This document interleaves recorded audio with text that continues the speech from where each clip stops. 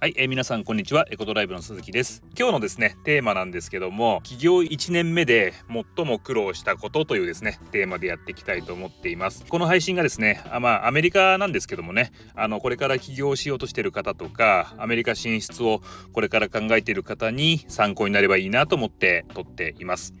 で、私はですね起業して10年経ちました。はい。で、もともとですねプリウス専門店としてスタートしたんですね。で、10年前っていうのは、今のように車の整備だったりとかレンタカーとかリースなんかはやってなくって、販売のみでスタートしたんですね。で、あの時っていうのは、今のように従業員もいなくてですね、私一人で立ち上げましてですね、で3万ドルの資金、当時の日本円だったら300万円ぐらいですかねの資金でスタートしたんです。で、結構未だに人からですねよく聞かれるんですけども、立ち上げ当初ってすごい大変だったんじゃないですか、販売とか雇用とかそういうのがすごい苦労したんじゃないですかっていう風にね聞かれるんですけども、実はですねそこはそんなに苦労してないんですね、実は。一番の苦労は一体何だったのかっていうと、ダントツで車の仕入れ、これがですねダントツで苦労しました。そもそもその販売とか雇用苦労するだろうなっていうのはもともと想定内だったんですよ。その想定から考えたらそこまで苦労してないので、結構ねそのラッキーだったりとかってこともあって、で、むしろですねちょっとそこは楽に感じた部分なんですけども、でその仕入れの一体何に苦労したのかっていうところはですね、まずその時間的な苦労、ここが想定外だったんですよ。その前の会社の時っていうのは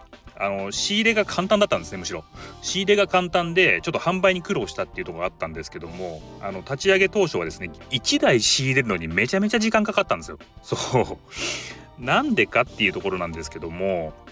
前にいた会社の時ってその車の買い取りをメインでやってたんですよね。だからどんどんその査定したいですっていう連絡があったんですけども、当然私たちの会社立ち上げ当初っていうのはカスタマーベースがそもそもない、その販売実績がないんで、車売りたいですっていう声が全然なかったんですよ。広告はね結構したんですけど、車売りたいですっていう連絡も全然なくって、で車ないと販売できないから売り上げ上がんないじゃないですか。そうなので、もうこれは買い取りに頼ってらんないぞっていうことで、オークションって言ってあんまりね馴染みないかもしれないんですけども、車のオークションってその業者間がですね車を取引しているような会場があるんですよ。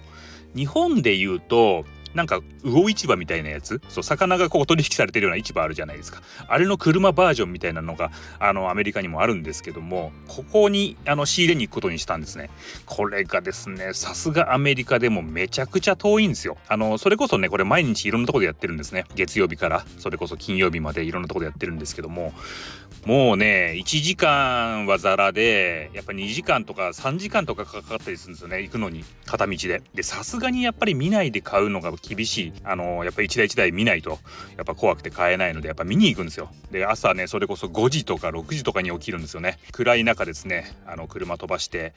行くんですよね。その渋滞にはまっちゃったらね間に合わなくなっちゃうので、渋滞する前にもう行くっていうんで、もう朝方早朝に出発していくんですよね。そう行ってですね、そうですね、もう本当に帰ってくんのが夕方前とかだったりとかするので、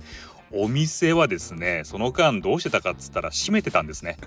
でお店自体は6月にグランドオープンしたんですけども、お客さんね誰も来るわけなくて、お客さんが来てもですねお店が閉まってるっていう状態だったんですね。そうでそれでお客さんから全然お店開いてないじゃないかっつってクレームが来ることなんかもあったんですね。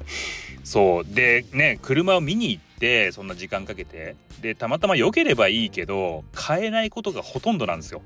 例えば車を見てね事故車だったら当然買わないんで、それで帰ってくるだけなんですね。あとは事故車じゃなかったとしても、あまりにも傷が多いとかね、その直せないレベルの傷だったりとか、あとは基幹的な故障があったりとかしたら当然買わないで帰ってくるし、あとは車がすごくよくってですね、オークションなんで競り合いになるんですけども、その競り合いに負けちゃったら買えないわけですね。だからどうだろうな、買えた率っていうと 20% から 30% ぐらいだったと思いますよ。そうだから10台見に行って2台とか3台ぐらいしか買えなかった。そうですね。だから当時僕の仕事の7割は車を探すこと車を探して買うこと、仕入れ業務に割いてる時間っていうのがもう7割ぐらいが自分の仕事の時間でしたね。あとは例えばですね、その新車を売った場合今だったらその仕入れ先のディーラーさんが車をお店にですね運んでくれるんですね。お店を運んでくれて、で置いてってくれるんですよ。で契約書類なんかもですね、僕たちがお客さんとやるんですね。そうまあ普通のことですね。それってね、立ち上げ当初っていうのは僕たちに信用がなかったんですね。全然信用がなかったので、車を預けてくんなかったんですよ、ディーラーが。そう、書類もやらせてくんない。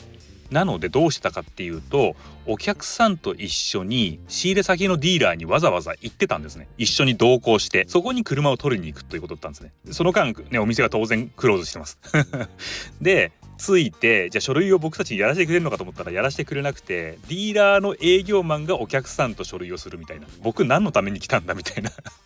僕お客さんの隣にいて、そのお客さんとそのセールスマンが書類やってるのを横で見てんですよ。確認してて、で車がね問題ないかどうかっていうか、新車なんでね問題ないんですけど、一応チェックしてみたいな感じ。それも本当にそうですね、半日以上かかったと思うんですよね、時間的に。なので当時はですね、時間的にもう本当に1台仕入れるのにとかですね、1台その新車をやるのにめちゃめちゃほぼ1日がかりみたいな感じが普通でした。